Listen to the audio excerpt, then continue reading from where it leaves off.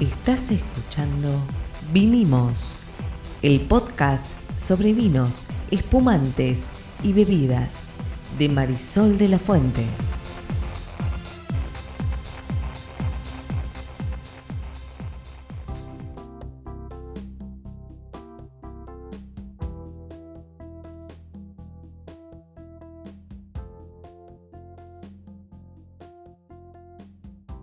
Buenas, soy Marisol de la Fuente y soy Sol Sommelier. Yo soy Ariel Torres, soy el que hace las preguntas del que no sabe en este podcast de vinos y bebidas de Marisol. ¿De qué vamos a hablar hoy? Vamos a hablar de destilados.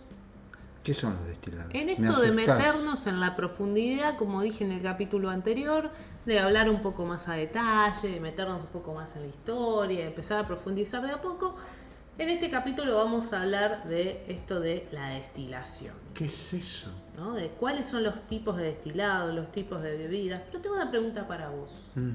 ¿Por qué las personas originalmente bebían? No sé. ¿Cómo no sé? No tengo ni la menor idea. ¿Alguna? Bebí, todo el ser humano necesita beber. No, estamos hablando de alcohol. Alcohol. Bueno, básicamente era para tomar agua y no morirse. Porque en general el agua estaba... en épocas en las que no había ciencia, porque hoy sabemos, por ejemplo, que la luz ultravioleta puede desinfectar el agua, están experimentando con eso, digamos, estamos buscando maneras de desalinizarla y todo, pero son estos tiempos modernos con ciencia, que algunos, los antivacunas, dicen que está todo mal, y los terraplanistas lo mismo. Bueno, no importa, dejémoslos. Como el agua podía ser muy peligrosa, bueno, empezaron a hacer agua con ciertos procesos que eliminaban la mayor parte de las bacterias. Una era el vino, la otra la cerveza y parece que también destilados. Ahora, los destilados tienen poca agua relativamente porque como el 40% es alcohol. Si vos tratás de hidratarte con vodka vas a terminar muy mal. Primero no te vas a hidratar, pero bueno, es mejor terminar volcado que terminar con una disentería, Totalmente. Una filariasis, Igual etcétera. yo me había ido como mucho más atrás a los pueblos primitivos, donde el alcohol tenía que, o la embriaguez tenía que ver con acceder a los dioses, conectarse con los espíritus. Viste que para poder controlar el consumo de alcohol y que no se la pasaran volcados todo el día, todo el tiempo y laburaran, el alcohol o estos brebajes estaban destinados a situaciones o momentos de culto, ¿no? Bueno, depende de qué civilización, depende de qué momento, pero sí, en general todos los psicotrópicos en estas civilizaciones que decimos primitivas, y resulta que de primitivas tienen poco en comparado con lo que pasa hoy, que la gente se mata manejando porque está alcoholizada, Es o sea verdad, que parecen bastante más primitivos hoy que antes, Sí. pero bueno, no importa. Pero bueno, estas civilizaciones antiguas asociaban a ritos religiosos, el tabaco, el peyote, Totalmente. el alcohol. Todas las sustancias que le generaban lo que hoy diríamos sustancias alucinógenas, que en ese momento, como bien dijiste vos, frente a la no conocimientos técnicos o científicos de hoy, no sabían ni qué pasaba ni por qué pasaba. Igual, no vamos a extendernos acá, pero el alcohol no es alucinógeno, el peyote sí. Claro, obvio. El alcohol simplemente es un psicotrópico que lo que hace es alterar tu estado mental en un sentido, te desinhibe, eventualmente no vas a poder levantarte ni vas a poder hablar porque se mete con el cerebelo, con el sistema de equilibrio, etcétera. Bueno, es bastante complicado. Pero hay un inicio pero es psicotrópico, culturalmente donde la embriaguez tenía que ver con esto del acceso, la conexión con los dioses. De hecho, yo siempre cuento en el caso del vino, y no vamos a hablar de vino, vamos a hablar de destilados, que sus principios o sus primeros registros tienen que ver con el vino asociado a los cultos de religiosos y de pasaje de los egipcios, por lo cual hay un tema asociado entre el alcohol y el estado que le produce al cuerpo y lo religioso, la conexión con dioses.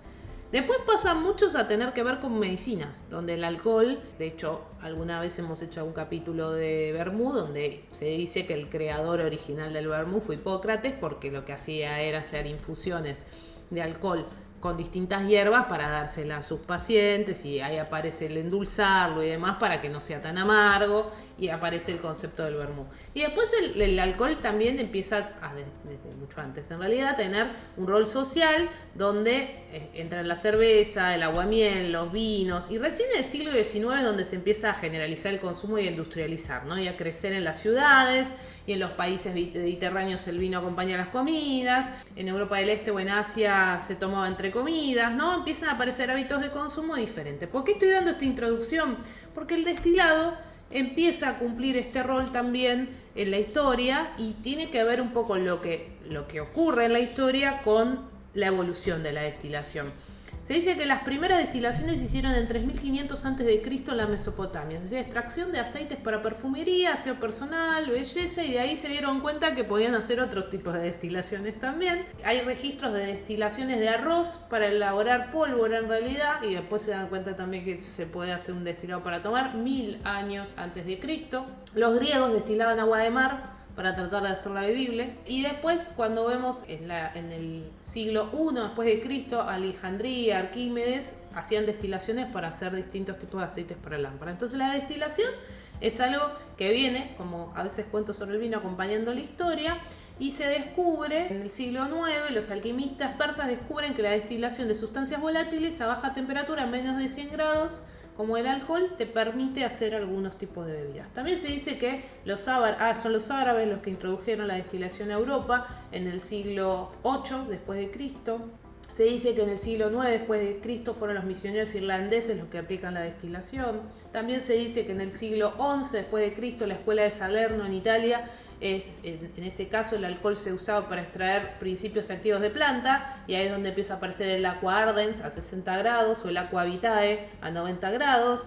Bueno, la destilación nos viene acompañando también, así como nos viene acompañando el vino, y obviamente estos procesos de destilación empiezan a refinarse, y es en el siglo XIX, en el 1820, donde aparece lo que se llama destilación continua, que es lo que se sigue utilizando hoy. ¿Cómo se destilaba hasta entonces? ¿Alguna idea, Torres? Primero estoy hablando sola. No, para nada. No, por favor. Primero expliquemos qué es la destilación.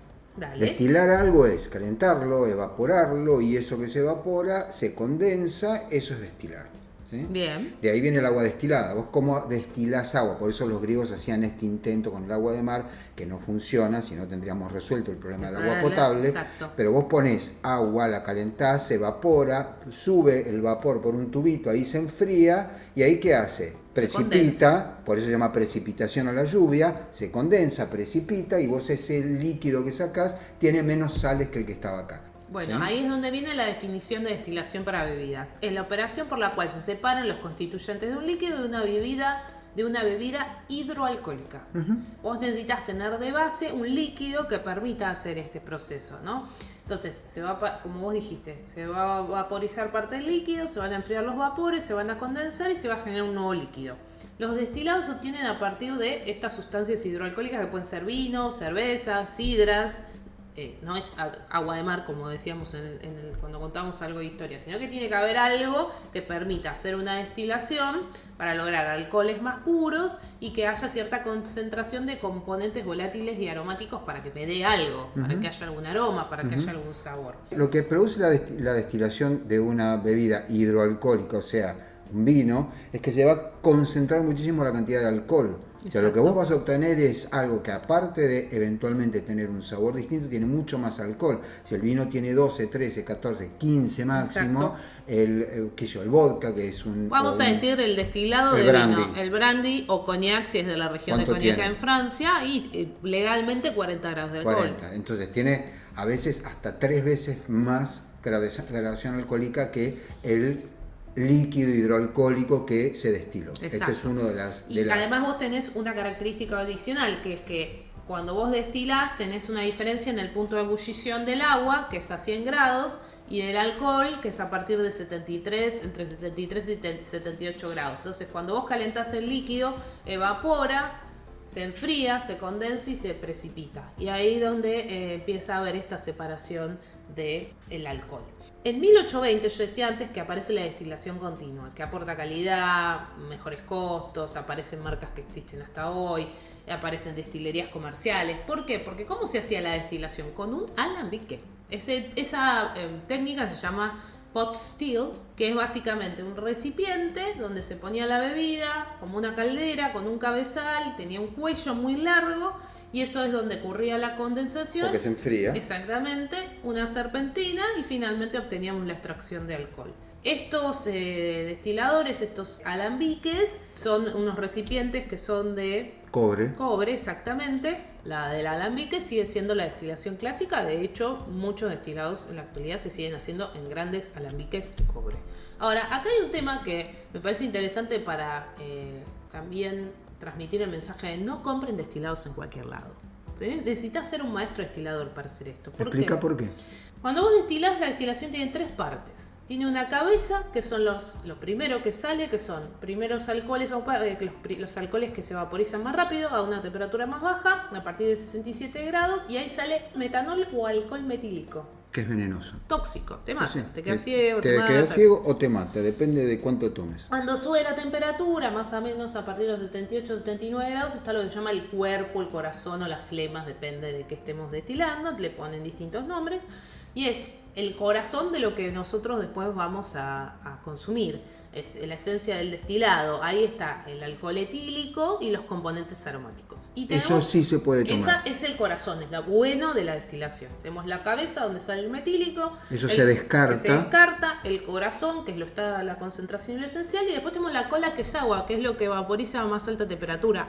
Y eso en general se descarta también. Sí, porque claro. te vas quedando con el centro, con la concentración, con esa destilación, que es donde están los aromas, los sabores. Pero que Y eso es lo que ese querías centro, obtener. claro. La cola se descarta porque es lo que querías separar del alcohol. La separación se basa en el hecho de que el alcohol se evapora a una temperatura más baja que el agua. Así que la primera parte es muy tóxica. Por eso no hay que andar comprando por cualquier lado, porque donde el tipo mete la pata, Sí, te no queda un sabe poco destilar, te queda Sí, metílico. o comete un error de procedimiento, Sí. o no hay control de calidad, o lo que sea, digamos, y entonces vos tomás un poco de metílico. No vas a sentir ninguna diferencia hasta que te empieces a sentir mal. Bueno, y después con ese corazón se hacen nuevas destilaciones. Muchas veces se hacen 2 destilaciones o 3 destilaciones y se sigue haciendo el mismo procedimiento, ¿sí? Se repite la misma operación de eliminar la cabeza y la cola. Ese es el método tradicional del alambique.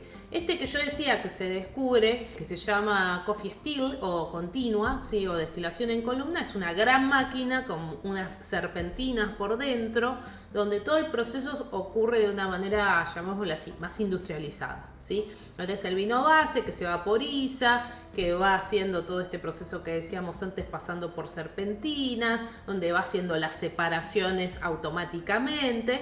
Podríamos decir que es menos artesanal que el otro, es el proceso industrial de destilación, pero así como te digo esto, te digo, es el más utilizado, porque el proceso artesanal está buenísimo, se sigue haciendo, pero está destinado a producciones mucho más pequeñas. Sí, volúmenes muy chicos. Y además hay ventajas y desventajas de cada Que uno. además, sí, a mí, digo, yo, esto es una postura personal, no se enojen, pero que algo sea artesanal, a mí no me cambia demasiado. No, y no lo hace bueno de una. No, digamos, no per se algo artesanal es mejor que algo que no es artesanal. Depende de lo que haga. Pensá en un auto artesanal. Sí, claro. Entonces, la palabra, si podemos aplicarlo a auto, lo podemos aplicar a cualquier otra cosa. Entonces, si es una artesanía, debería ser artesanal. Si vos te comprás, como nos pasó una vez, una cuchara en el norte de madera que parece que está pintada a mano y es artesanal y resulta que es una cosa, era una calcomanía que tenía pegada, bueno, es un fraude. Claro. Ahora, en este caso y para volúmenes grandes, Bueno, sí, y de hecho van a haber como ventajas y desventajas. El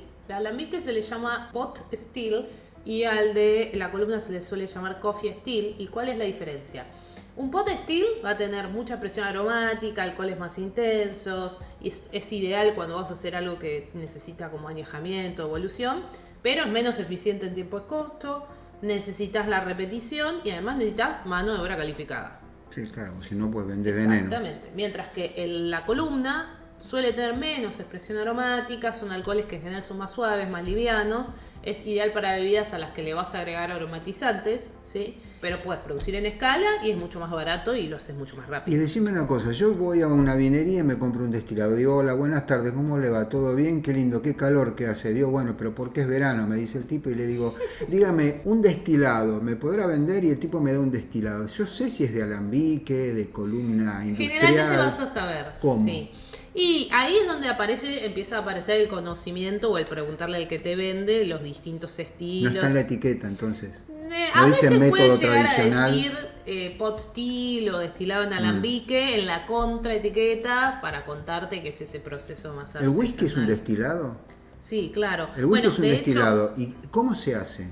¿También con un alambique o con una columna? Se usan alambiques, pero es un proceso que es un poco distinto a esto. A ok. ver, cuando yo pienso en destilados acá, por las dudas, estoy hablando de la destilación en términos muy generales, de distintos tipos de O sea, no bebidas. estás hablando de uno en particular porque hay variación. No, porque por ejemplo, si vos mirás estadísticas, los más vendidos, es muy interesante, entre los, por ejemplo, 4 o 5 primeros está el Jimro, que es un aguardiente surcoreano que se llama Soju.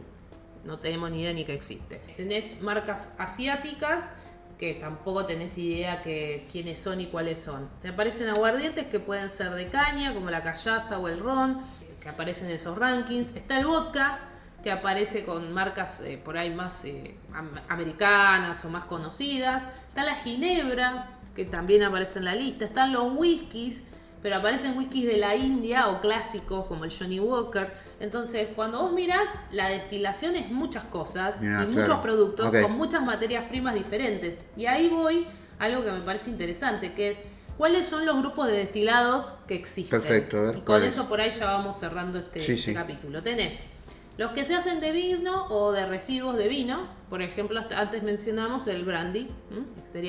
Sería uno de los que existe. Hay otros, pero ese es el más conocido. Después tenés de productos que contienen almidón. Papa, batata, agave. Pero perdón, la papa, la batata o el agave primero se tienen que fermentar y hacer Por supuesto, ese y líquido. hacer el líquido hidroalcohólico. O sea, vos que- haces un vino de papa, que seguramente debe ser horrible, entonces lo metes en el alambique y sacás vodka del otro lado. Exacto. Muy bien. O el agave, O el agave del que sale el Tequila. ¿sí? Un agave azul, sacas tequila, ¿sí? Y después tenés de cereales.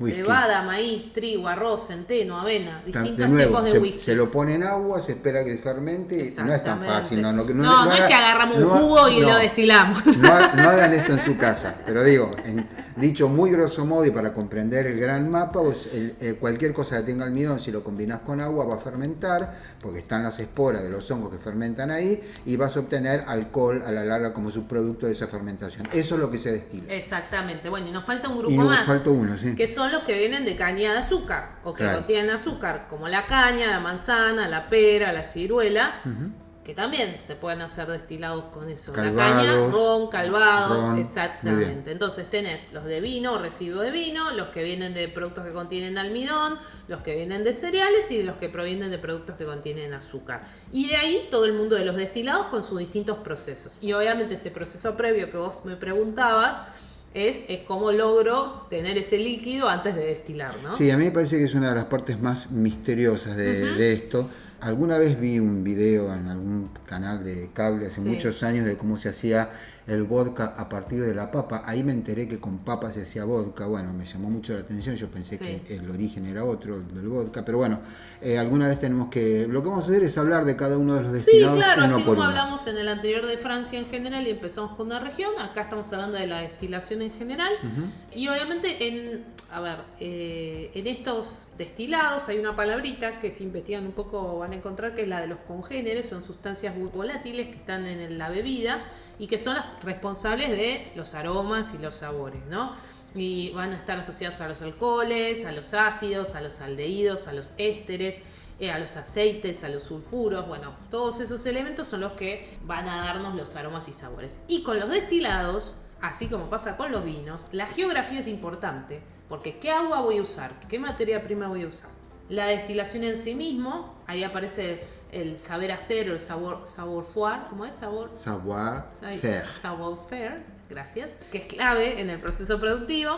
Y después, si va a evolucionar o no, si va a tener proceso de evolución o de maduración, para que la madera, por ejemplo, le ceda aroma, la microoxigenación, ahí se va a seguir evaporando y se va a concentrar más. Sí, a veces tenés de las dos versiones. Por ahí tenés un ron añejado que es más Exacto, oscurito y uno no, que es transparente. Y después el arte del blending, ¿no? Porque muchas veces vos tenés distintas añadas o distintos momentos de hacer una destilación, como en los whisky, por ejemplo, y mezclás distintos años y haces blends de maltas, por ejemplo.